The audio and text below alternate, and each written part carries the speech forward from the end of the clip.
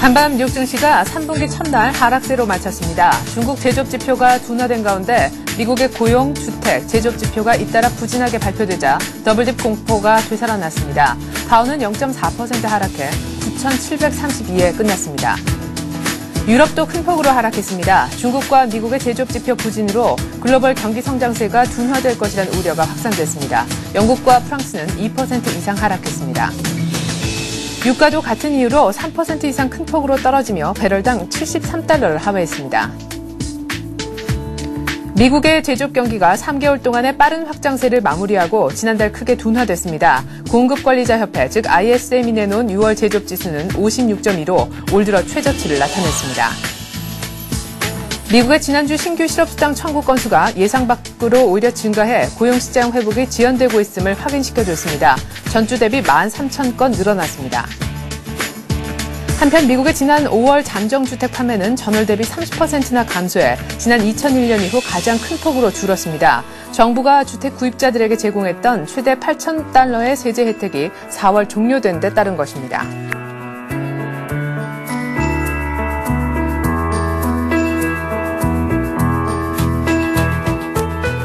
안녕하십니까. 굿모닝 샌증시의 최인아입니다. 뉴욕 증시가 또 3분기죠. 첫 거래일에 결국 하락세로 출발하고 말았습니다. 2분기 마지막 마무리도 별로 좋지 못했는데 3분기 첫 스타트도 좋지 않은 모습입니다.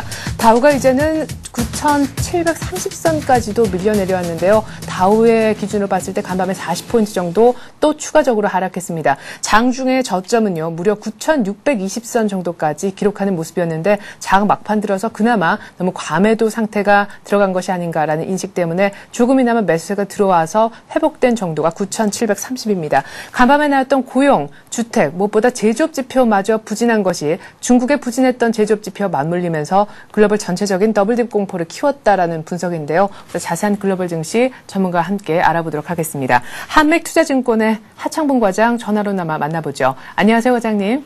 네, 안녕하십니까. 네, 3분기 첫날이었는데 역시나 추가적으로 밀리는 모습이네요. 예, 그렇습니다. 뉴욕 증시 같은 경우는 이제 전일 한국 아시아 시장에서 중국 제조업 지표 둔화로 인해 가지고 글로벌 경제에 대한 불안감이 상당히 높아진 가운데 또 이제 막상 미국 같은 경우에도 고용, 주택, 제조업 지표가 잇따라 부진하게 발표되면서 또 하나의 또 더블딥 공포가 되살아나면서 투자 심리를 상당히 위축시켰던 것 같습니다. 다우지수는 종가 기준으로 한 41포인트 정도 하락한 0.42% 정도 하락세를 보였고요. 한 6거래일째 약세를 보이면서 5월 저점을 하회하는 수준이었습니다.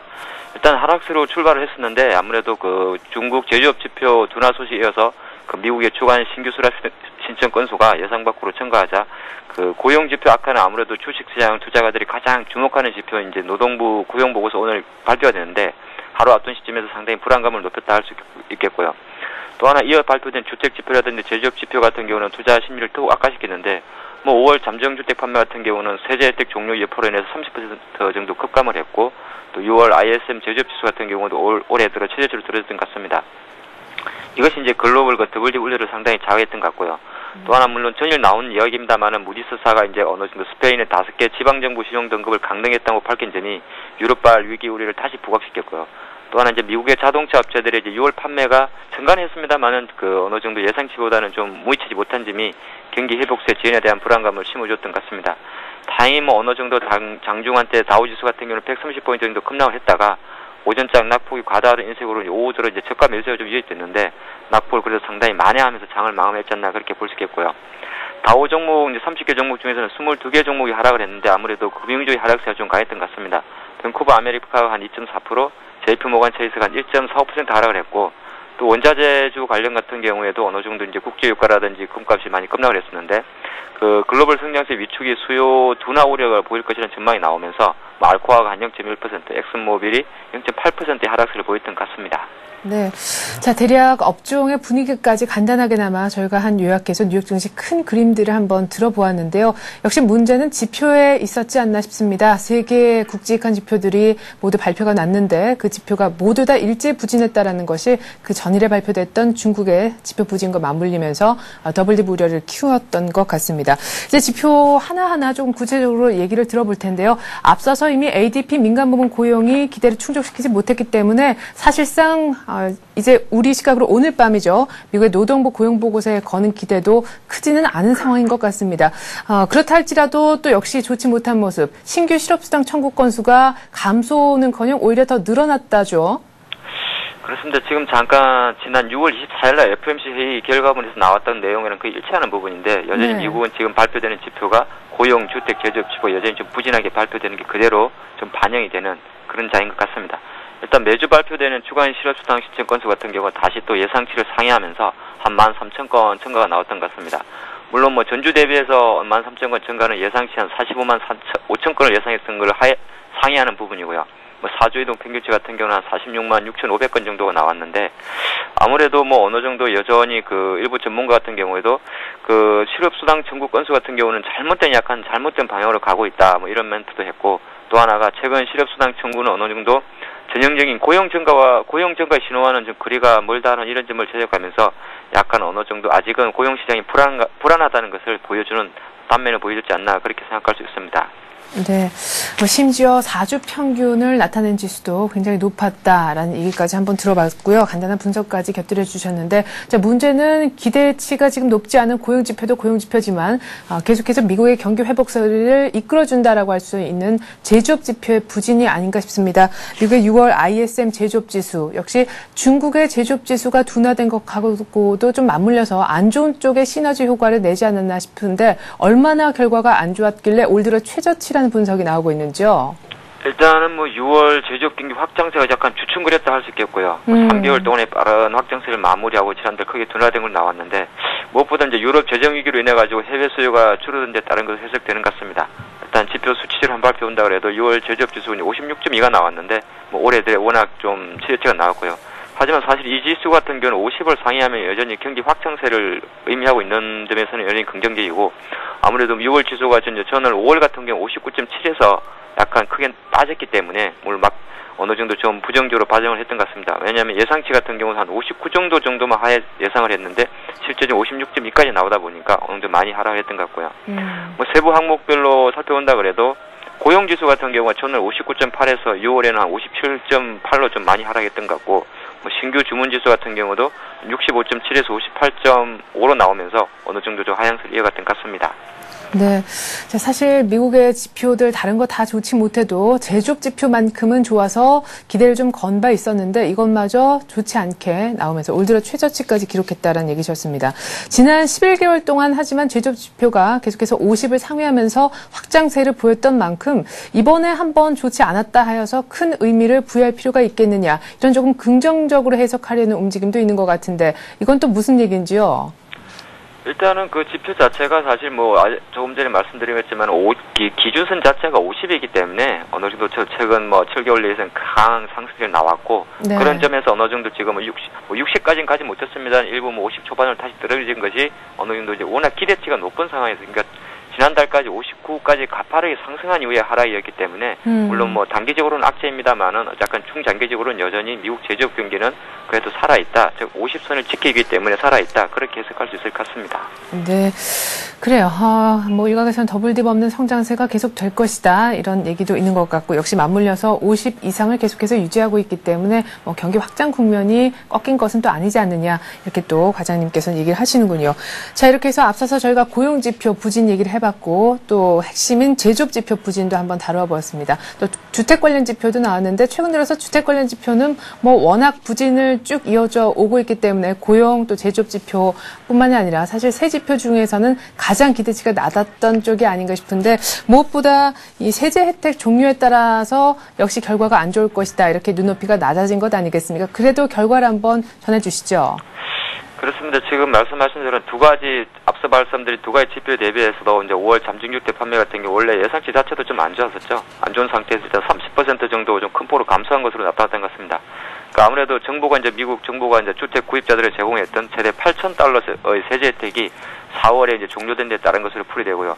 뭐 발표한 뭐 어느 정도 수치도 30% 감소했습니다만은 이 감소폭 같은 경우는 지난 2001년 이후 가장 큰 폭의 감소세를 보였던 것 같고 사실 이번에 블룸버그 통신에서 이코노미스트들은 한 14% 정도 감소를 예상했었는데 실제적으로 나오는 수치는 한 30% 감소세가 나왔던 것 같습니다. 지난해 그 같은 달 같은 거 비교해서도 잠정주택 판매 같은 경우는 한 16% 정도 감소를 한 것을 찍게 됐고요. 뭐 이번 발표를 통해 가지고 이제 소득과 고용이 뒷받침되지 않고 있다는 점에서 정부의 지원 없이는 주택시장이 여전히 침체되었다는 것을 단적으로 보여준 것이라 할 수 있겠습니다. 이 잠정주택 판매라는 것은 어느 정도 그 주택시장의 그 선행지표 역할을 하는데, 그 이제 잠정 매매 계약을 체결한 후에 최종 거래는 보통 1에서 2개월 정도 후에 일어나고, 이는 이제 기존주택 판매 지표에 반영되기 때문이라 할 수 있겠습니다.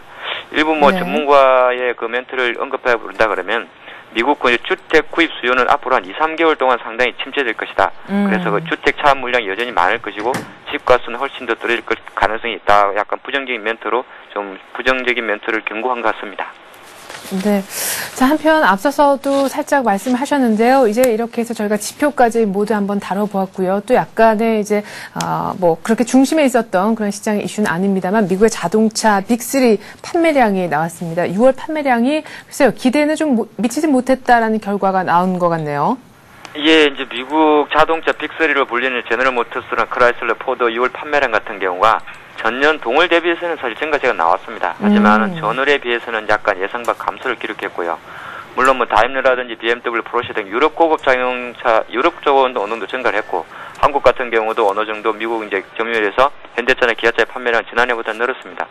일본 같은 경우는 솔직히 한 자릿수 증가율을 그쳤던 것 같고요. 토요타의 경우는 오히려 뭐 승용차 판매가 감소했던 그런 걸 살펴 있는데, 몇 가지 뭐 국제간 종목만 살펴본다 그러면은 GM 제너럴 모터스 같은 경우는 지난해 달 판매가 19만 4,800대를 기록하면서 전년 대비해서 한 10% 정도 증가세를 이어갔고요. 6개월 연속 증가세를 이어갔다고 할 수 있겠습니다. 하지만 포드 같은 경우도 한 13% 증가하면서 17만 5,800대가 나왔는데, 뭐 링컨이라든지 볼보는 판매가 좀 줄었지만은 머큐리의 그 판매는 좀 호조를 보였던 것 같고요. 또 빅3 중 하나인 크라이슬러 같은 경우는 전년 동월 대비해서 한 35% 증가한 9만 2,000대가 나왔는데, 뭐 크라이슬러라든지 뭐 다치, 지프, 램트럭이죠. 이런 주요 브랜드를 모두 판매량이 좀 늘었던 것 같습니다. 일단 빅3 업체들의 지난달 판매량은 5월에 비해서는 대략 한 12에서 13% 감소한 규모고요. 뭐 전문가들 예상치는 한 전월 대비 10% 정도 감소를 좀 예상했었는데 감소폭은 조금 더 컸던 것 같습니다. 네. 자, 앞서서 금융주가 하락을 주도했다라고 하셨습니다. 글로벌 경기 성장세에 대한 우려감 때문에 역시 그랬던 것 같은데, 원자재, 에너지 쪽도 분위기가 안 좋았다고 들었거든요. 시티그룹은 또 나름대로의 뉴스가 나온 것 같습니다. 업종별 분위기도 간단하게 짚어봐 주시죠. 그렇습니다. 성장수에 이제 둔화 우려가 나오다 보니까 아무래도 금융주가 좀 많이 빠졌었고요. 또 하나 아까 한번 말씀드린 것 같은데, 뱅크 오브 아메리카가 한 2.4%, JP 모간 체이스가 1.4%. 사실 미국 시장 같은 경우도 주가가 1% 이상의 등락을 보일 때 가장 많은 등락을 보이는 업종 중에 하나가 아무래도 그 금융주를 할 수 있겠고, 시티 같은 경우는 실제적으로 어느 정도 지금 어제 뭐 또 11억에 대한 추가 매각 이야기가 나왔는데, 이 영향으로 일정 부분은 조금은 하락한, 약간 상승이죠. 양형적으로 상승하는 것을 보여줬던 것 같습니다. 일단은 미 재무부에서 2008년까지 주당 3.25달러에 어느 정도 7천억 달러 시대 매입을 주식하겠다, 이런 이야기가 나왔던 것 같습니다. 네. 자, 어쨌거나 간밤에 뉴욕 증시 다우가 9,732포인트 정도에서 마무리가 됐고요. 유럽 쪽은 또 얼마나 분위기가 안 좋았는지 궁금한데, 그 전일에 스페인의 신용등급 강등, 그런 가능성에 대해서 사실상 그 재료의 영향을 거의 못 받고 일찍 닫혀버렸던 유럽 증시였는데, 어떻게 끝났습니까? 유럽 같은 경우는 이제 양쪽으로 얻어맞았다 할 수 있겠습니다. 일단 중국하고 중국의 6월 PMI 지수 하락하고 또 미국의 제조업 지수가 예상치를 하회한 영향으로 이제 경기 둔화 우려감이 증가시켰고요. 계속 6월 말 하락세를 되돌리지 못하면서 5월 최저치를 하회하는 약세를 이어갔던 것 같습니다. 아무래도 다 2에서 한 3% 정도, 2.6% 정도 하락세를 보였던 것 같은데, 영국 같은 경우는 이제 금속 가격이 하락하다 보니까 영국 아무래도 그 대표적인 시가총액 종목이 강산업체가 많은데, BHP 빌리튼이라든지 엑스라다 같은 종목이 3% 이상의 하락세를 보였던 것 같고요. 독일은 아무래도 자동차 강세죠. 독일 증시 같은 경우는 다임러나 이제 도이치뱅크가 한 3% 이상의 급락을 보였던 것 같습니다. 정작 스페인 같은 경우는 사실 그 스페인 IBX 35 지수라 그러는데, 35억 유로의 그 5년물 국채 발행에도 불구하고 한 1.6% 정도 하락을 했던 것 같습니다. 아무래도 무엇보다 무디스가 신용등급 하향 가능성 언급한 것이 주요했던 것 같고요. 또 하나 이제 5년물 국채 발행 그 당시도 원래 5월 6일은 국채 발행 시 수익률이 3.53이었는데 오히려 전일 같은 경우는 국채 수익률이 3.65%로 상승한 그런 영향도 좀 부정적으로 작용을 했던 것 같습니다. 그래서 유럽 증시 같은 경우는 이제 어떤 전문가 같은 경우도 뭐 두려움이라든지 우려 또 불확실성이 시장에 팽배하고 호황장의 이유가 어느 정도 제한되어 있기 때문에 어느 지표라든지 뉴스의 부정적인 소식에 상당히 매도 세력이 지원하고 있는 그런 약간 부정적인 약세장의 전형적인 특징을 이어가는 시장이라고 해석했던 것 같습니다. 네. 자, 유럽도 유럽이고요. 유럽 중에서 좀 강한 모습을 보였던 이제 독일도 함께 좀 거꾸러져 내려오는 그런 모습인 것 같습니다. 다우, 나스닥, S&P 500 모두 다 연 저점을 지금 다시 써가고 있는 상당히 부정적인 모습인데 어쨌거나 바닥을 찾는 작업이 좀 필요하지 않나 이렇게 생각이 되는데요. 뭐 뉴욕 증시를 중심으로 해서 간단하게 좀 전망을 해 주셨으면 좋겠네요. 아, 유럽 증시요? 뉴욕 증시요. 아, 뉴욕 증시요? 네.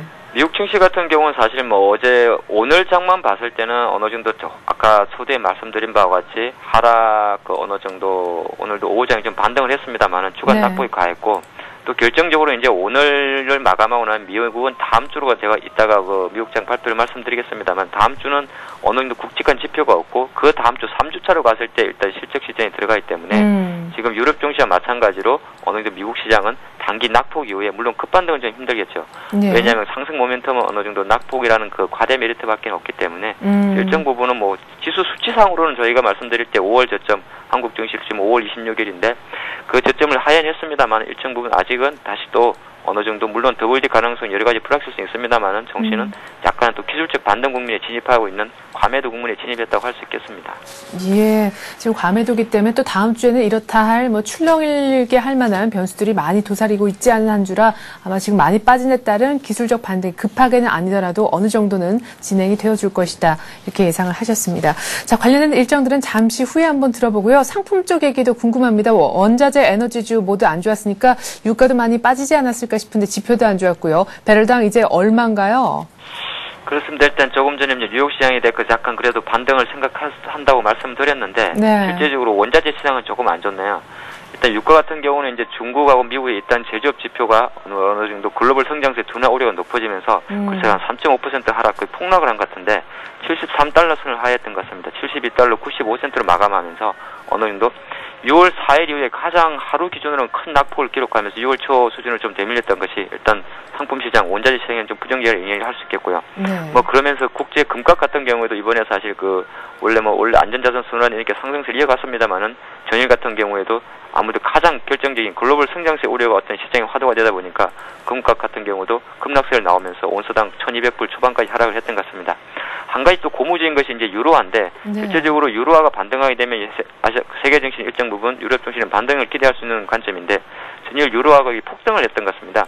1.25달러까지 상승하면서 어느 정도 달러 인덱스는 약간 84.6으로 나왔는데 그 내용을 좀 살펴본다 그러면 그 20위에서 112억 유로의 단기 대출 소식이 나왔고 또 하나가 좀 전에 말씀드린 바와 같이 약간 더블 우려 가능성으로 불투명한 미국 경제 전망으로 인해서 다시 달러가 약세를 보인 점이 오히려 유로화 강세로 이어지면서 유로화가 다시 최근 일에 가장 큰 폭의 반등세를 보였던 것 같습니다. 네, 어떻게 보면 내용은 별로 좋지 못한 그런 것을 바탕으로 해서 유로화가 반등을 했는데 일단은 1.25달러 이상까지 한번 올려놓아 보네요. 자, 이제 드디어 기다렸던 고용 보고서 관련해서 이제 일정들을 좀 들어볼 텐데요. 오늘 밤에 드디어 고용 보고서가 나오는데 이제 비농업 부문과 또한 민간 부문 이렇게 크게 두 가지로 나누어 볼 수 있다죠. 그렇습니다. 지금 이제 세계 증시도 갑자기 6월에서 하락세 이어갔고 어차피 마지막 기대를 언덕이 오늘에 나오는 이제 민간 고용 동향이라든지 비농업 고용이라 할 수 있겠고요. 일단 살펴본다 그래도 오늘 스케줄에서 봤을 때 실업률 같은 경우는 사실 특별히 9.7에서 9.8 크게 중요한 것 같지는 않고 일단 중요한 거는 비농업 부문 신규 고용은 사실 이전 43만 1000명에서 약간 한 11만 명으로 좀 약간 감소를 예상했고요. 이거는 감소치로 나옵니다만 상대적으로 가장 더 중요하다 할 수 있는 민간 부문 신규 고용이 약간 또 전가치가 예상되기 때문에 두 부분이 상쇄하는 게 어느 정도 민간 부문 신규 고용이 어느 정도 좋게 나온다 그랬을 때는 정시는 상당히 호재로 받아들일 수 있는 왜냐하면은 오늘 또 발표된 주간 신규 실업 수상권 안 좋게 난 상황에서 이 부분이 어느 정도 시장에 긍정적인 시그널을 준다 그러면은 시장에 대해서는 상당히 또 환호를 할 수 있는 그게 될 수 있겠고요. 또 하나가 이제 오늘 실제적으로 이제 상하원에서 단일 부분이 표결이 되죠. 이 부분이 어느 정도 전일도 금융주가 많이 하락을 했습니다만은 이 부분이 지난 안건에서 약간은 완화된 내용이 이제 올라갔기 때문에 이 부분에 대해서 좀 긍정적으로 받아들였을 때는 전일 하락했던 금융주가 반등하면서 어느 정도 주가에 또 뭐 좋은 호재가 될 수 있을 것 같습니다. 일단 오늘 그 금요일 시장만 어느 정도 긍정적으로 받아들인다 그러면은 다음 주로 이어갔을 때, 근데 7월 5일 같은 경우는 미국이 이제 독립기념일 휴장일이죠.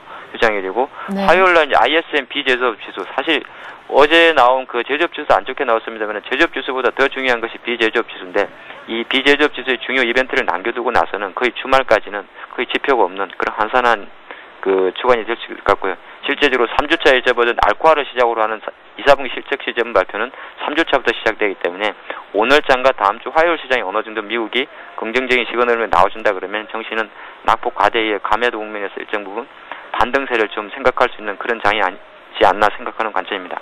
네, 바라기는 고용보고서 안 좋은 거 내놓고 또 하루 쉬어버리는 그런 흐름은 안 나왔으면 좋겠습니다. 좋게 반등하고 난 다음에 하루쯤 쉬고 그 다음에 계속적인 기술적인 반등 나와줬으면 좋겠네요. 이렇게 해서 오늘 글로벌 증시는요, 한맥투자증권 하창봉 과장과 함께 자세히 알아봤습니다. 말씀 고맙습니다.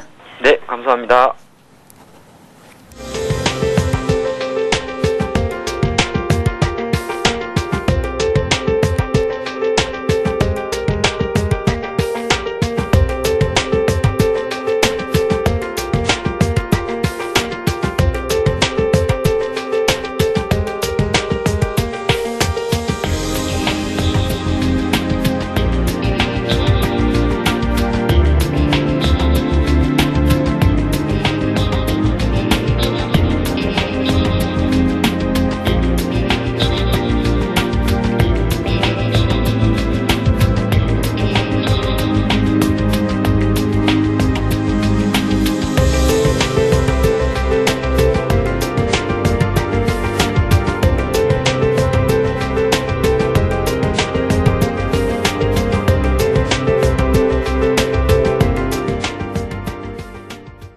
네, 이렇게 보셨다시피 글로벌 증시는 계속해서 분위기가 안 좋게 흘러가고 있습니다. 그 중심에는 더블딥이라는 단어가 위치해 있는데요. 다우의 경우에는 또 추가적으로 40포인트 정도 빠지면서 연 저점을 새롭게 경신을 하고 있습니다. 이 같은 뉴욕 증시 분위기가 오늘 우리 장에 어떤 영향을 줄는지 전망을 한번 들어보는 시간 갖겠습니다. 교보증권 여의도 지점 김학현 차장 나오셨습니다. 안녕하세요. 안녕하세요. 네, 지표 이렇게 세 가지가 모조리 다 일제 좋지 않으리라까지는 생각을 하지 않았을 것 같습니다. 적어도 제조업 지표는 버텨주겠지 했었는데 이것이 중국의 부진했던 제조업 지표하고 맞물리면서 오늘 우리 시장이 좀 큰 폭으로 추가 하락하지 않을까 하는 우려도 들거든요. 어떻게 보시는지요? 그동안 미국 증시나 중국 증시가 계속해서 전저점을 이탈하는 약세를 보여왔는데요. 그럼에도 불구하고 국내 증시는 계속해서 그 상대적인 강세를 네. 이어나가고 있습니다. 옐로칩을 중심으로 해서는 신고가를 내는 종목들까지 나올 정도로 상당한 강세를 유지를 하고 있는데, 지금은 국내 증시가 기관 주도의 그 확실한 차별화 장세가 계속 진행이 되고 있기 때문에, 네. 지표 같은 것들이 이제 좀 안 좋게 나와서 다우지수가 추가적으로 하락하는 모습이 나타났지만, 네. 사실 기술적으로 본다면, 시장의 많은 차티스트들 같은 경우는, 네.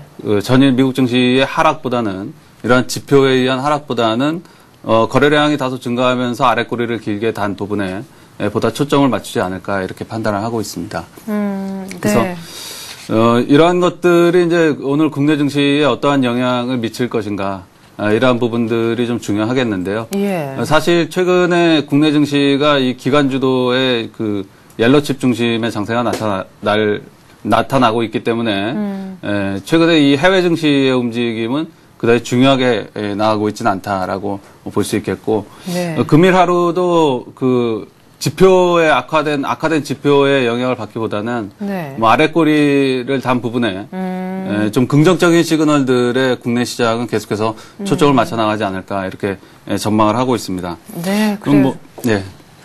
중간에 다우의 경우 9,621포인트까지 낙폭이 있었지만 과매도 상태다라는 시장의 인식에 저가 매수세가 유입되면서 위쪽으로 많이 올라온 것, 오히려 이 부분의 시장은 더 힘이 있다라고 믿는 분위기가 아닐까라고 예상하셨습니다. 자, 기관 주도의 장세로 옐로칩 중심으로 흘러가고 있기 때문에 오늘도 역시 약간의 영향이 있을 수는 있겠지만 전반적으로 디커플링까지는 아니더라도 상대적인 강세 계속해서 보여줄 것이다 이렇게 내다보고 계시는 것 같은데요. 오늘 장 전망을 간단하게 한번 전해 들어보았습니다. 사실 요즘 우리 장 이렇게 견조하게 만들어준 데는 뭐 연기금을 중심으로 한 수급 얘기를 빼놓을 수가 없는데 최근 장을 어떻게 보시는지요? 네, 최근 장은 그 수급을 중심으로 해서 철저하게 좀 분석해 볼 필요가 있습니다. 네. 시장은 이제 주도주와 해외 증시와의 그 연관성, 뭐 이런 그 여러 가지 수급, 여러 가지 그 심리적인 요건, 여러 가지를 좀 복합적으로 봐야 되는데, 네. 최근만큼 이 수급이 중요해진 시기도 별로 없지 않나 이렇게 판단을 하고 있습니다.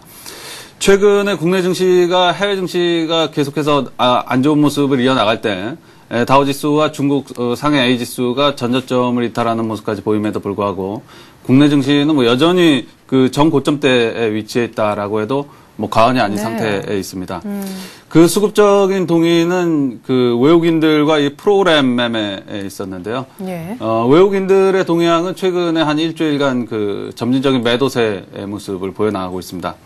그럼에도 불구하고, 즉 시장의 주도 세력이 시장에서 조금씩 이탈하고 있음에도 불구하고 시장은 전혀 빠지지 않고 있는데 그 비밀은 이제 프로그램 매수에 있었습니다. 예. 프로그램 매수가 뭐 해외 시장을 전혀 눈치 보지 않으면서 대규모로 유입되고 있는데, 뭐 아시겠지만 이 프로그램 매수는 시장의 등락과 크게 상관없이 이 베이시스에 의해서 그 차익을 먹기 위해서 이제 네. 그 들어오는 물량이기 때문에, 결국엔 이제 해외 증시나 이런 영향보다는 베이시스가 훨씬 중요하게 작용을 하고 있는 거죠. 예. 근데 이 프로그램 매매는 두 가지가 있습니다. 차익과 비차익이 있는데, 그동안 프로그램 매수가 최근에 한 일주일 이상, 한 열흘 이상, 이 차익과 비차익에서 동시에 유입이 됐었습니다. 네네. 근데, 전일을 기점으로 해서 약간 달라지고 있죠. 예. 전일 이제 베이시스가 악화되면서, 베이시스가 안 좋아지면서, 차익은 매도로 돌아섰습니다. 근데 이 비차익은 그 베이시스에서 움직이진 않거든요. 네네. 그래서 이 비차익은, 전일 매수세를 지속을 했습니다. 근데 전일 장중에 그 선물 움직임으로 봤을 때, 11시 20분경 시장이 대량 거래를 형성을 했거든요. 네. 이 선물 차트를 보면서 잠깐 간단하게 좀 말씀드려 보도록 예, 하겠습니다. 지금 선물 차트를 보고 계신데요. 네. 그동안 베이시스가 1을 중심으로 해서 왔다 갔다 하면서 대규모 프로그램 매수, 차익 매수가 유입됐는데 네. 전일 7월 1일이죠. 이 부분이. 네. 7월 1일을 기점으로 해서 베이시스가 좀 악화됐죠. 그 전날 오후부터 좀 약화됐었는데 베이시스가 0.5 중심으로 움직이면서 이 대규모 프로그램 매도가 나오기 시작했습니다. 네. 중요한 것은 이것을 이탈시키는, 즉 지지라인을 오전에 한 1시간 정도 지지라인을 보다가 지지라인을 이탈시키는 대량 거래와 함께 이제 장대 음봉이 나타나는데 네. 이때 매도는 강성 투자자들의 여기도 고점이다라고 생각하는 그 매도일 것입니다. 네. 그래서 이제 그 추가적으로 하락하면서 11시 20분경 흑산병이 나오면서 흑산병의 마지막 부분에서 이제 거래량이 크게 증가하는 모습들이 나타나고 있죠. 네. 이런 것들은 통상 저점 신호입니다. 통상 이제 그 사케다 전술에 의하면 이 흑산병이 하락 추세로 접어드는 시작을 알리는 시그널이다라고 얘기를 하는데 네. 실전에서는 이제 그렇지 않거든요. 실전에서는 하락이 상당 부분 진행되다가 이 흑산병의 그 말미에서 거래량이 크게 형성될 때는 거의 대부분이 단기 저점을 형성을 합니다. 네. 그 다음에는 올라가는. 예, 그렇죠. 예. 그래서 이 저점, 이때 던지는 투자자들이 누군가를 이제 추정을 해보면 네. 그 하락을 계속해서 견디다가 견디지 못하는 단기 매도 세력들이죠. 그러니까 약성 투자자들의 물량이라는 얘기입니다. 버티다가 안 예. 되겠구나 싶은. 예, 그래서 예. 처음에 대량 거래, 10시 15분경에 대량 거래는 강성 투자자들에 의해서 나오고, 낙폭이 굉장히 많이 진행된 그 11시 20분경의 대량 거래는 약성 투자자들에 의해서 만들어진다. 네. 그러면은 약성 투자자들에 의해서 대량 거래가 만들어진 경우에는 거의 대부분 이제 저점을 형성하죠. 예. 사실 전일 시장의 분위기가 상당히 그 좋지 않음에도 불구하고 국내 증시가 이 반등을 할 수 있었던 그 결정적인 요인 중에 하나가 이 11시 20분경에 형성됐었던 대량 거래였다라고 해도 과언이 아닙니다. 전일 하루 시장만 분석을 해봤을 때. 네. 그래서 이 대량 거래로 해서 어쨌든 그 전일 안 좋은 시장의 분위기는 오후장에 상당 부분 회복하는 이러한 모습들을 보였다. 네. 이 회복을 한다면 이전의 추세를 그 지속을 하는 거죠. 네네. 기관들이 이전에 옐로칩을 중심으로 해서 강세를 펼쳤기 때문에 이 기관들의 옐로칩 장세가 전혀 이러한 영향으로 해서 좀 지속되는 양상을 좀 보였습니다. 네. 이제 또 하나의 포인트가 이 비차익 프로그램 매매인데요. 네. 이 비차익 프로그램 매매를 앞서도 말씀드렸듯이 연기금으로 추정을 하고 있는데 지금 매수 여력이 계속해서 확대되고 있습니다. 그래서 2011년에는 주식 비중을 더욱 늘려서 주식 신규 매수 여력이 뭐 19조 원을 넘는다고 합니다. 20조 원에 달한다고 합니다. 근데 뭐 단기적으로 이러한 것들 기관 주도의 그 옐로칩 장세에 그 너무 초점을 맞출 필요는 없다고 판단하고 있는데요. 네. 이 커다란 시장의 주도 세력, 즉 시장의 1200포인트를 돌파해서 1720포인트까지 반등시켰었던 그 주도 세력은 외국인들입니다. 그렇죠. 이 외국인들은 여전히 그 주도 업종으로 IT와 자동차를 꼽고 있고, 이 IT와 자동차들이 쉬어가는 것도 사실은 대단한 거거든요. 해외 증시가 급락했던 부분들을 감안을 한다면. 그래서 이러한 부분들을 고려를 좀 더 해나가는 것이 좀 바람직한 투자 자세가 아닌가라고 판단하고 있습니다. 네. 자, 그러면 굉장히 애매한 얘기를 하셨습니다. 기관 중심의 어떤 그 장세로 흘러가고 있기 때문에 옐로칩이 좀 버텨줘서 우리 증시가 좀 견조한 것이다 라고 얘기를 하셨기 때문에 왠지 기관을 따라야 될 것 같지만 또 그들은 너무 믿어서도 안 된다고 마무리를 지어서 말이죠. 이거 뭐 옐로칩을 따라 사라는 얘기인지 그러지 말라는 얘기인지, 그리고 IT 자동차도 안 간다라고 얘기해서 굉장히 부정적인 것도 같지만 버텨주는 게 참 대견한 거다 이렇게 또 얘기하셔서 주도주 네. 그리고 옐로칩 어떻게 하라는 얘기신지요? 기본적인 시장 대응 전략에는 뭐 제가 최근에 나와서 말씀드린 바와 네. 크게 다르지 않습니다. 즉 커다란 시장의 흐름을 중심에 놓고 IT와 자동차의 대형주 중심에 접근을 해나가야 된다라는 전략에는 변함이 없고, 네. 중요한 것은 이제 단기 투자자라고 볼 수 있는데요. 네. 이 단기 투자자들은 옐로칩 중심으로 해서 빠른 매매를 계속해서 펼쳐야 되느냐, 네. 뭐 이런 것들이 이제 관건이라고 볼 수 있는데. 지난주는 서서히 매도하라고 하셨잖아요, 옐로칩. 네, 서서히 매도하라고 했는데 뭐 결과적으로 놓고 보면 이제 그 일주일간의 전략은 다소 좀 실패를 했다라고 볼 수 있습니다. 이렇게까지 해외 증시와의 차별화가 계속되리라고는 이제 짐작을 못했었거든요. 그래서 해외 증시에 대해서 해외 증시를 그 전망을 하면서 본 국내 증시 전망은 이제 그 뭐 어느 정도 맞았지만 네네. 국내 증시가 이렇게까지 차별화되리라고는 짐작을 하지 못했기 때문에 네. 결과적으로 이제 틀렸다고 볼 수 있는데.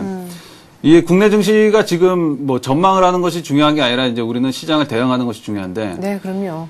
시장이 옐로칩 중심, 기관 중심의 옐로칩 장세가 이렇게 펼쳐질 수 있는 이유는 이 옐로칩을 대상으로 해서 이 그 주도업종과 그 시장의 주도 세력으로부터 철저하게 그 지난번에 그 소외됐었던 네. 그 기관 투자자들이 주도 세력이 없는 쪽, 즉 외국인들이 없는 쪽에서 수익률을 제고하려고 하기 때문에 그렇습니다. 네. 최근에 오른 옐로칩들의 경우 대부분을 보면요.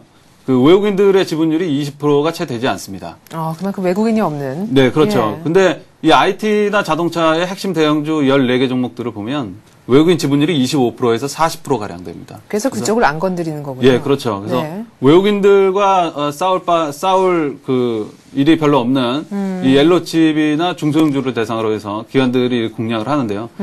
기관들이 외국인과 싸우지 않겠다는 것은 개인 투자자들을 타겟으로 하고 있다는 거거든요. 그럼 네네. 그 외국인이라는 안전판이 없는 상황 속에서 정보력과 자금력이 우리보다 훨씬 센 기관 투자자들을 상대로 해서 지금 옐로칩을 중심으로 해서 특히나 해외 증시와 거의 뭐 거꾸로 가고 있는, 완벽하게 거꾸로 가는 이 종목들을 대상으로 해서 싸운다는 것은 이 확률상 승산이 그렇게 높지 않은 싸움이 아니겠는가라고 보고 있는 거죠. 네. 그래서 그래도 공격적인 투자자, 단기적으로 공격적으로 시장에 임하는 투자자들 같은 경우는 옐로칩을 대상으로 해서 좀 매매를 해나가야겠지만 그렇지 않은 투자자들은 단기 투자자라고 하더라도 주식을 잠깐 쉬어가는 자세 좀 필요하지 않을까라고 보고 있습니다. 네, 단기적으로 보더라도 굉장히 공격적인 그런 투자 성향을 가진 분들은 내가 기관과 싸워서 못 이길 게 뭐야 라고 생각하시는 분들은 옐로칩 여전히 한번 들어가셔야 될 것 같고요. 뭐 대부분의 분들이 아마 자신이 없으실 겁니다. 그럴 때는 오히려 그냥 좀 한번 쉬어가는 것도 괜찮을 것 같습니다. 자, 이렇게 해서 저희가 전략을 한번 세워보았고요. 긴 얘기들, 그리고 왜 우리 시장이 이렇게 어떻게 정말로 견주한지 수급 중심으로 이야기를 한번 쭉 풀어보았습니다. 지난주에 주성 엔지니어링 얘기해 주셨던 기억이 나는데 오늘은 어떤 종목 얘기를 좀 해볼까요? 네, 오늘은 에피밸리라는 종목을 조건부로 좀 추천을 해보도록 하겠습니다. 예, 참 말이 많은 종목인데요. 네, 그렇죠. 추천드리기가 상당히 어렵기 때문에 예. 밸류에이션적인 부분들은 고려하지 않고 기술적인 부분들만 고려를 하면서 네. 조건부로 좀 말씀드려 보도록 하겠습니다. 그 전에 이제 제가 좀 시청자분들이 좀 애매하다고 할 정도로 이제 설명을 잘 못 드린 것 같은데 네. 일단 커다란 흐름을 중요하게 생각하면서 안정적인 투자를 하시는 분들은 일정 정도 현금 비중을 가져가면서 시장의 주도 업종이 기아차나 삼성전기, 삼성 SDI 이런 종목을 중심으로 해서 계속 트레이딩을 해나가야 될 것으로 역시 보고 IT 있고요. 자동차로. 네, 중소형주에서는 한일이아나 화신 이런 종목들이 상당히 좋은 모습을 보이고 있기 때문에 이런 쪽으로 관심을 좀 가져야 될 것으로 판단을 하고 있고요. 네. 앞서 말씀드린 대로 리스크를 좀 짊어질 수 있는 단기 투자자 같은 경우는 효성이나 LS, 삼성정밀화학, 코오롱, 현대상사, 호텔신라, 이수화학 이런 쪽들이 기관 투자자들이 집중적으로 지금 공략하고 있는 종목군들이기 때문에 네. 기술적인 부담은 있지만 그 기술적인 부담을 오히려 기관 투자자들은 역으로 이용을 하면서 네. 계속해서 조정 없이 끌어올리는 양상을 펼치고 있기 때문에 리스크를 좀 짊어질 수 있다면 이런 쪽들에서 좀 움직여야 할 것 같고요. 네. 에피밸리는 차트를 보면서 좀 말씀드리도록 하겠습니다. 예. 에피밸리의 큰 흐름을 살펴보기 위해서 주봉을 먼저 보도록 하겠습니다. 이런 종목을 방송에서 추천드리기가 상당히 쉽지는 않은데요. 일단 네. 좀 말씀드려 보도록 하겠습니다. 2009년도에 에피밸리의 주가는 계속해서 하락했습니다. 실적이 굉장히 안 좋았고, 계속해서 적자를 냈고, 또 2009년도 중반 이후부터는 대표이사의 횡령설 이런 것들이 좀 작용을 했습니다. 네. LED 업체의 대표적인 종목 중에 하나로 크게 부각됐었던 에피밸리의 주가가 크게 망가졌는데요. 네. 한때 부채 비율이 700%대까지 올라갔습니다. 근데 최근에 160%까지 크게 좀 감소가 된 상황이고, 중국 합작법인의 하반기 본격적인 LED 생산 개시가 이루어질 것으로 판단이 되면서, 로열티 수입도 크게 증가가 되면서, 아마 하반기부터 본격적인 실적 개선이 일어나가지 않을까라고 판단을 하고 있고, 네. 그럼 기술적으로 한번 보도록 하겠습니다. 기술적으로 지난해 12월부터 1월까지 급등한 이후에 지금 한 6개월째 횡보로 보이고 있는데요. 네. 최근에 6월 28일 날 IR을 한 날인데요.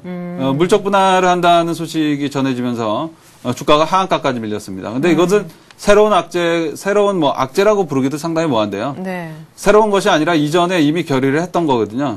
이것이 이제 뉴스화되면서 네. 하락을 했는데요. 이후에 좀 더 면밀하게 살펴보도록 하겠습니다. 그 다음날 거래가 크게 증가하면서 이거를 회복하려는 시도가 일어나고 있죠. 네. 그래서 단기적으로 저항권이라고 한다면 이제 1,800원 정도에 위치해 있는데 이 1,800원 악재와 함께 이 추세가 무너진 이후에 이 추세를 단기적으로 곧바로 회복한 이게 반복된 악재였다는 부분에서 이제 주목할 필요가 있거든요. 네. 곧바로 만약에 회복하는 일주일 내에 회복하는 모습이 나타난다면 강력한 추격 매수 타이밍이다. 이럴 경우에 에피밸리의 하반기 모멘텀이 시장에서 크게 부각될 수 있다라고 보고 있습니다. 왜냐하면 그 이전의 기간 상당 6개월이라는 기간 조정을 통해서 이전의 악성 물량들을 시간의 힘으로 상당 부분 소화해냈다고 판단을 하고 있는 거거든요. 그래서 네. 지금 사시면 안 되고요. 앞으로 일주일 내에 시간의 개념도 상당히 중요한데요. 앞으로 일주일 내에 이 주가가 1,800원을 만약에 돌파를 해 나간다면 네. 그 돌파를 해 나갈 때 적극적으로 추격 매수 좀 해나갈 필요가 있지 않나라고 보고 있습니다. 그럼 하나만 더 여쭤보죠. 왜 일주일이라고 생각을 하시는 것이며 그러면 1,800원 이상의 추격을 했는데 추격을 어디까지 해야 되는지. 먼저 후자에 대해서 먼저 말씀을 네. 드리면요. 1,800원을 돌파를 할 때 추격 매수를 들어가서. 적극적으로 이제 예를 들면 이제 1,810원, 20원 정도에서 네. 이제 적극적으로 좀 공략할 필요가 있습니다. 그래서 네. 에피밸리에 대응하는 자세는 관심 종목에 일단 편입을 시켜놓고 움직임을 상시 계속 유의하면서 좀 살펴봐야겠죠. 네. 그래서 왜 1,800원이라고 또 말씀을 드렸냐면 그 전에 횡보하던 라인이 1,800원대를 돌파하지 못하면서 횡보했죠. 네. 급락을 시작했었던 하한가를 들어갔었던 날 역시 1,800원을 고점으로 해서 하한가를 진입을 했습니다. 네. 근데 이 시간이 짧은 시간 내에 이거를 회복하는 것이 상당히 중요하거든요. 네. 이 밑에서 1,800원 밑에서 상당히 오랜 시간 지속될 경우에는 이 하락의 힘이 계속해서 작용하고 있다는 것을 의미를 하거든요. 그래서 앞으로 일주일 내에 다음 주 제가 이제 금요일에 또 나올 텐데 네. 그 전에 이 주가가 1,800원을 회복한다면 좀 적극적으로 좀 공략할 필요가 있다라고 보고 있는 겁니다. 네. 자, 이렇게 해서 기술적 분석에 의해서 조건부로 얘기를 하신다라고 서두에 말씀하셨습니다. 에피밸리 저희가 차트까지 한번 보았습니다. 교보증권 여의도 지점 김학현 차장이었습니다. 차장님 말씀 잘 들었습니다. 감사합니다.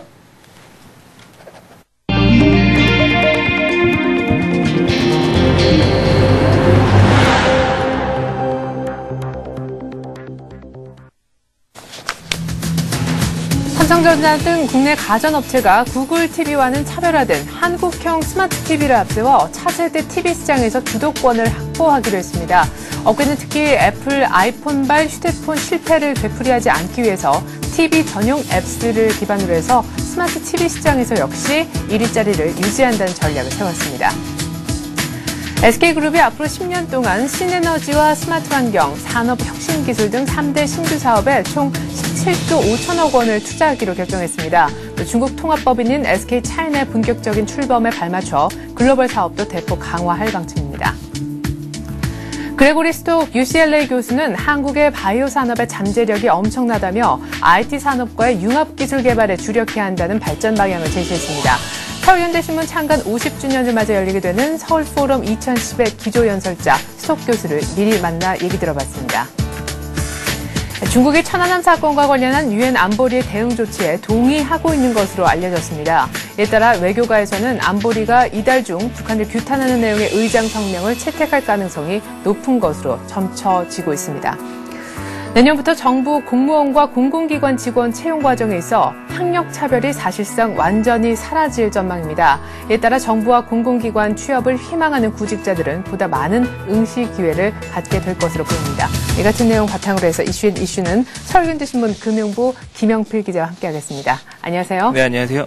네, 삼성전자 비롯한 국내 가전업체들 많은데 이제는 한국형 스마트 TV로 세계 시장을 석권하겠다 이런 얘기를 했다고요. 네, 삼성전자 등 국내 가전업체가 구글 TV와는 차별화되는 한국형 스마트 TV를 내세워서 차세대 TV 시장에서 주도권을 확보할 전망입니다. 업계는 애플 아이폰에 뒤진 실패를 되풀이하지 않기 위해서 보는 TV에서 즐기는 TV로 패러다임을 바꿔 스마트 TV 시장에서도 1위 자리를 유지한다는 계획인데요. 관련 업계에 따르면 삼성전자가 세계 최초로 TV 전용 앱스를 기반으로 한 한국형 스마트 TV 시장 공략을 선언한 가운데 LG전자도 내년 초에 신제품을 선보일 예정인데요. 스마트 TV란 TV의 스마트폰의 운영체제를 탑재해 애플리케이션을 활용할 수 있는 4세대 TV인데요. 구글 TV는 안드로이드 체제를 탑재해 TV를 켜면 스마트폰의 앱을 이용할 수 있고 스마트폰과 호환도 가능합니다. 네. 삼성전자는 1일 세계 최초의 TV용 애플리케이션 콘테스트인 삼성 앱스 콘테스트 2010 시상식을 열어 TV 전용 앱스를 기반으로 한 스마트 TV 시장 공략 전략을 발표했는데요. 네. TV 전용 앱스를 통해 스마트 TV의 스마트 TV 시장을 선점하겠다는 계획입니다. 하지만 TV 자체는 원래 사람들이 보는 데에 익숙하지 이걸 이용해서 복잡한 활용을 하지 않는다는 점에서 좀 어떻게 될지 주목이 좀 끌고 있습니다. 네. 자, 이제 보는 TV에서 즐기는 TV로 TV에서도 스마트 시대가 열린다라는 소식을 함께 해봤는데요. 이제는 스마트폰에 이어서 스마트 TV 또 경쟁이 한판 벌어질 것 같습니다. 말씀하셨던 대로 그것을 또한 대하는 시청자의 반응은 어떨지 그것도 지켜볼 일이네요. 자, 그리고 SK그룹도요. 향후 10년 동안 총 17조 5천억 원에 달하는 신규 투자를 결정했는데 신규 사업 부문 세 부분이 그 대상이라고요. 네, SK그룹이 앞으로 10년간 신에너지와 스마트 환경, 산업혁신기술 등 3대 신규 사업에 총 17조 5천억 원에 달하는 투자를 하기로 했습니다. 또 중국 통합법인인 SK차이나의 본격적인 출범에 맞춰 중국과 중남미, 중동 등 글로벌 사업도 대폭 강화하기로 했는데요. SK는 지난달 30일 최태원 회장과 주요 계열사 최고 경영자들이 참석한 성장 전략 회의를 갖고 이 같은 방침을 정했습니다.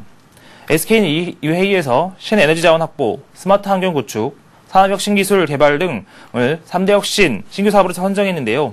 SK는 이들 신규 사업에 오늘 2020년까지 17조 5천억 원을 투자해 총 4만 2천여 명에 달하는 일자리를 창출한다는 계획을 갖고 있습니다. 네.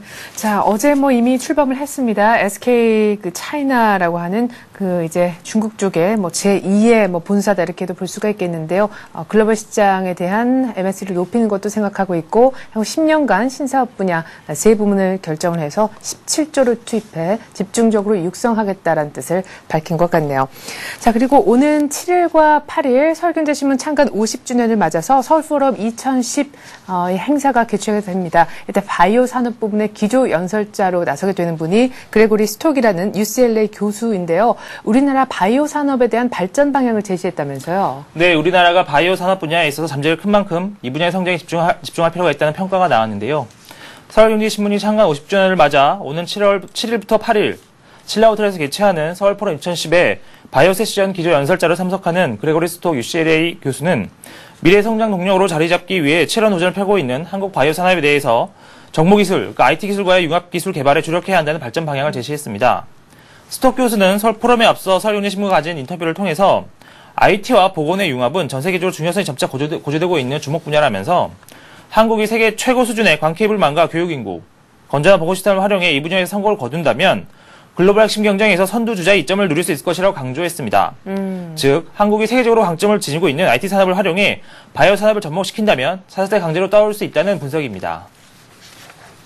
네, 뭐 10년, 20년, 30년 뒤에 한국의 미래 모습이 어떨까라는 것을 미리 한번 보는 시간입니다. 2010 서울 포럼 7일과 8일 양일간 진행이 되는데요. 8일에 바이오 분야뿐만이 아니라 한국의 미래 성장 동력을 4개 세션으로 나눠서 토론하는 그런 시간이 있다라고 하니까요. 10년 후의 한국 2010 서울 포럼을 통해서 미리 한번 보는 기회 가져보셔도 좋을 것 같습니다. 자, 그리고 중국이 천안함 사건과 관련해서요. 안보리의 북한에 대한 대응 조치에 동의하고 있다 이런 소식이 들리네요. 네, 중국이 천안함 사건과 관련해 유엔 안전보장이사에서 준비하고 있는 대응 조치에 동의하고 있는 것으로 이를 알려졌는데요. 미국 워싱턴을 방문 중인 정부 고위 당국자는 중국도 유엔 안보리에서 천안함 관련 입장을 내야 한다는데 동의하고 있는 것을 알고 있다면서 주요 8개국 정상회담에 대북 비난 성명 문구를 참고로 문안을 협의하고 있다고 밝혔습니다. 이어 그는 그동안 협의를 통해 안보리가 채택할 문안들에 대한 의견 접근은 어느 정도 이루어지고 있다면서 마지막으로 갈수록 큰 쟁점들이 남아있으며 이는 더 큰 협의를 해야 한다고 말했는데요. 이 당국자에 따르면 유엔 안보리는 현재 이세국 간의 문구 조정 작업을 하고 있으며 7월 중 천안함 사건 대응 조치가 나올 가능성이 큰 것으로 전해지고 있습니다. 다만 안보리의 대북 비난 수위는 중국의 참여를 이끌어낸다는 점에서 주요 8개국 회담 성명보다는 낮게 정리될 것으로 전망됩니다. 실제로 이 당국자는 안보리 협의 마무리 시기에 대해 8월은 너무 늦고 7월 정도를 생각하고 있는 것을 안다면서 주요 8개국 정상회담의 문구가 좋은 참고가 되겠지만 네. 성명 채택의 구성이 다르고 노인 주체가 다르기 때문에 문구가 똑같이 될 것이라고 보기는 어렵다고 말했습니다. 네, 중국 동의로 천안함 안보리 대응이 조금 더 탄력받지 않을까 싶습니다. 자, 그리고 내년부터는요, 정부와 공공기관의 직원 채용을 할 때 학력차별이 완전히 사라진다고 합니다. 가뜩이나 뭐 이 학력차별 때문에 마음고생 많으셨던 분들 좀 좋은 소식이 아닐까 싶네요. 네, 정부 공무원이죠. 정부 공무원과 공공기관 직원 채용에서 학력차별이 사실상 철폐되게 됩니다. 정부는 정운찬 국무총리 주재로 2일 국가정책 조정회의를 열고 이 같은 내용을 골자로 하는 학력차별 완화를 위한 학력규제 개선 방안을 발표할 예정인데요. 네. 개선 방안에 따르면 정부가 파악한 총 316건의 인사운용 관련 학력규제 사례 가운데 196건이 폐지되며 91건은 완화가 되게 됩니다. 단 정부는 나머지 29건의 경우 학력 외에 다양한 자격기준에 의해 지입이 가는 것을 판단해 별도 조치는 하지 않기로 했습니다. 정부는 또 국가기술 자격과 개별 국가 자격 등 자격증 시험에 있어서도 학력 우대 정도를 축소하기로 했는데요. 기능 분야 국가 기술 자격의 경우 비관련학과 졸업학자에 대한 학력 우대 조치를 우선 폐지하는 등 2년에서 4년 정도의 유예기간을 두고 단계적으로 시행하기로 했습니다. 이와 함께 전문계고 졸업 후 중소제조업 취업자에 대해서는 24세까지 입예 연기가 가능하도록 했던 것을 2012년부터는 업종과 기업 규모에 상관없이 확대 적용하기로 했습니다. 네, 공공부문 학력차별 완화 방안, 우리나라에 있는 이 학력 지상주의 완전히 좀 해소시켜 주었으면 하는 바람 갖게 되네요. 이렇게 해서 오늘의 이슈는요, 서울경제신문 금융부 김영필 기자와 함께 알아봤습니다. 김 기자 잘 들었습니다. 네, 감사합니다.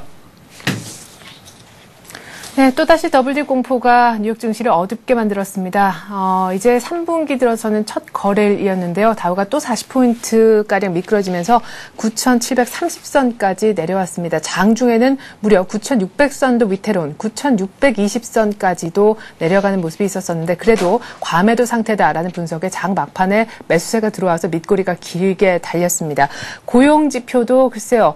신규 실업수당 청구 건수 좀 줄지 않을까 했었는데 오히려 늘어나는 모습 였고요. 주택 관련 지표도 세제 혜택 영향 때문에 눈높이가 낮아진 상황이었지만 그래도 또 많이 전월 대비 30%나 급감하는 안 좋은 결과 내놓았습니다. 무엇보다 이것만은 버텨주겠거니 믿었었던 제조업 지표마저 중국 PMI에 이어서 미국마저 부진한 모습이 가장 큰 지표 쪽의 악재였다라고도 볼 수 있겠는데요. 유럽도 역시나 하락세로 끝나고 말았습니다. 오늘 우리 증시 뉴욕 쪽의 지표에 크게 반응을 할까요? 만약 한다면 어느 정도까지 반응을 해줄까요? 오늘은 이번 주 주봉이 마감되는 마지막 거래일입니다. 일단 금요일 특성도 있고 한데 어느 정도로 하락할지 하락폭, 낙폭이 또 기관에 의해서 얼마나 제한될지 궁금합니다. 자세한 우리 장 소식은 출발 센 증시를 통해서 전해드리겠습니다. 고맙습니다.